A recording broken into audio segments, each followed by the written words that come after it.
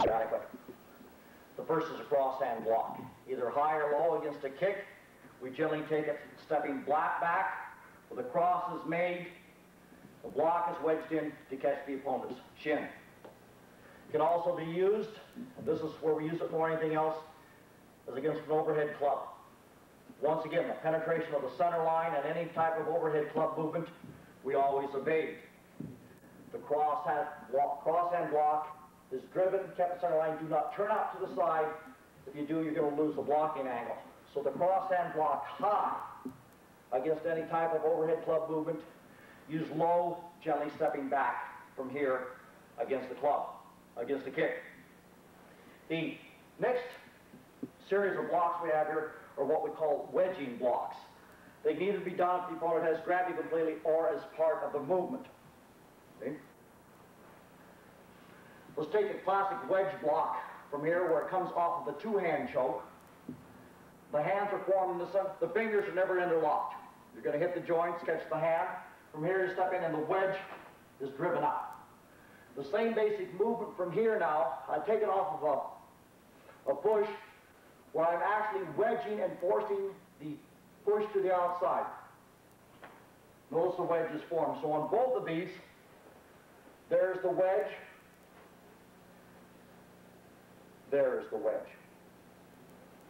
Once again, along the same line from here now, the deflecting block, our parries, and our brush blocks. Also from here, circular deflecting blocks from here and hooking blocks. I'll take them both, they go in opposite directions from here. You bring them up, force to the outside. So you're moving from here, stepping either back or in, clearing to the outside. At this point, I'm going to introduce another aspect that's really peculiar only to the Kenpo system. It's what we call hooking and trapping. I'll take a basic technique, but I want to run a whole series of hooking and trapping movements from here. Take it against a classic two-hand push from here.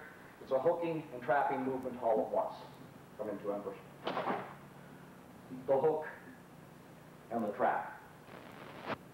The next aspect of Kenpo I want to cover is hooking and trapping, which is probably one of the most difficult aspects of our different controlling movements. One of the most misunderstood blocks of all is used in the Kenpo system. When you see this, the basic crane movement from here is used in the other systems. Everyone assumes that this is a striking controlling area. In the Kenpo system, it's just exactly opposite.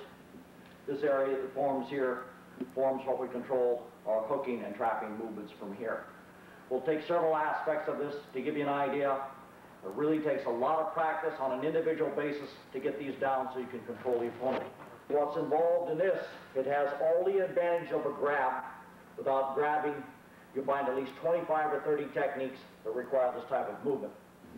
The first time that we introduce this at the early stage is in dart. We use it against a left punch. I'll have Mike step in with the left.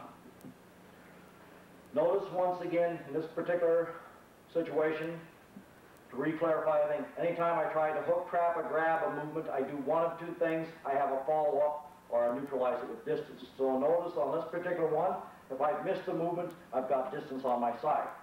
Notice I come to the cat and then come back in. What is done on this particular movement now is the punch is coming in from here, and once again a body in motion tends to stay in motion anytime we're using a hooking or trapping movement. Without exception, my hook and trap will continue the opponent's movement in the direction of his punch or kick. On this particular movement from here now, the control is made almost in a blocking movement from here, but it's higher on the arm. Notice that the arm at this point from here is thicker. As this comes down, the hook and trap generally comes in and sets against the wrist. I want to put the emphasis on this one, that the elbow must be kept down. As soon as you bring the arm up, you're going to lose this particular movement. From here, as the punch is coming in, I hook, trap, it's only at that point, the left hand comes up as a cover. So you're moving again from here. We hook and carry down. Okay. The same thing now basically is done in such movements now as clawing panther.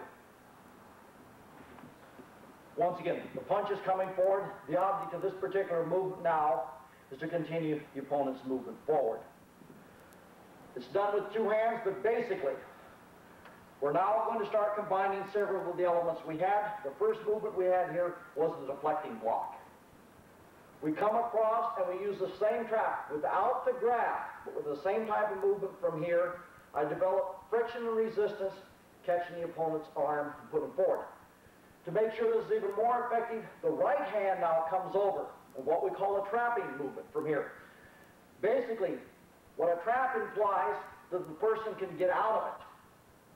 But it's going to take him time, and on a trap, you never have completely set the grip on it from here. So the movement, I'm going to trap from here and close the hand. It's a friction and resistance. And without exception, whenever we use this, it's always to accelerate the opponent's movement.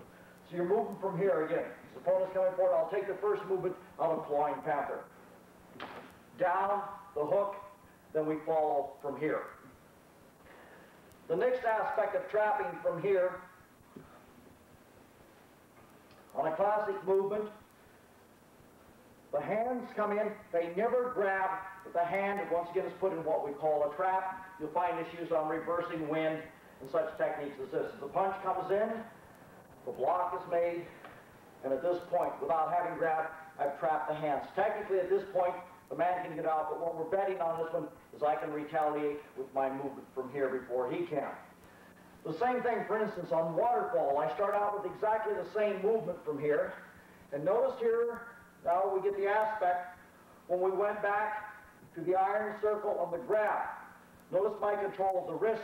This first comes the right. It's this, but I do not continue the movement from here. I throw it up. So all of these basic movements we've had now and later are put into the more advanced techniques. Waterfall now combines several movements from here. The deflection block, from here the trap, and the continuation of the movement from here.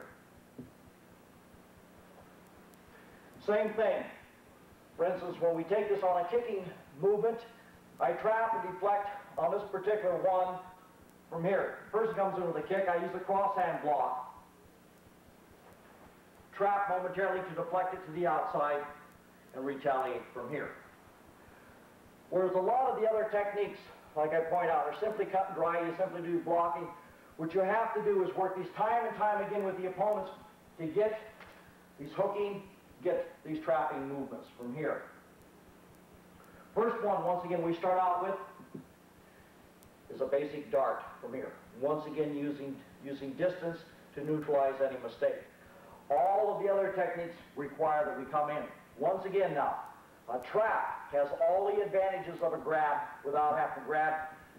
We could grab, but at this point, it does us no good because my hands are tied up and I have no way of effectively coming back with any type of counter on it. Movements, and let's take this on a classic double movement. Notice that once again I've neutralized it with distance from here. I want to take representative techniques from here. I'm going to take, first of all, circling the sun. Then I'm going to take crossing a mountain, which is a combination of these movements.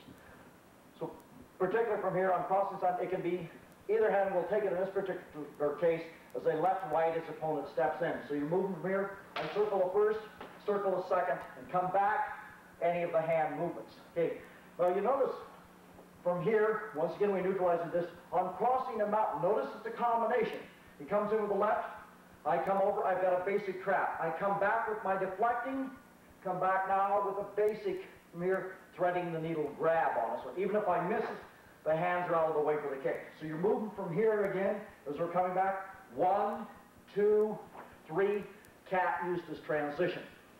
Once again, on the first one from here, we take as a double movement. 1, 2, 3. Or crossing a mountain from here. The trap, the hook, the deflection, the grab, and the strike. You can now elaborate this particular movement from here. We'll take it as an overhead club twisting bind, where we put a combination of all of these together. Person comes in with the overhead club. Notice the deflection block from here. Then the circles. Now, there's several variations. come around the circle and the grab. So you're moving from here, the block, and any manner. Once again, deflection, either the single grab or working particularly from here, threading the needle or the iron circles. Once again, on this particular technique, stepping out, our deflection, the wrap, the grab, I can hear, or I can go all the way out and just take the club. Eventually there'll be 3 different variations on this particular technique.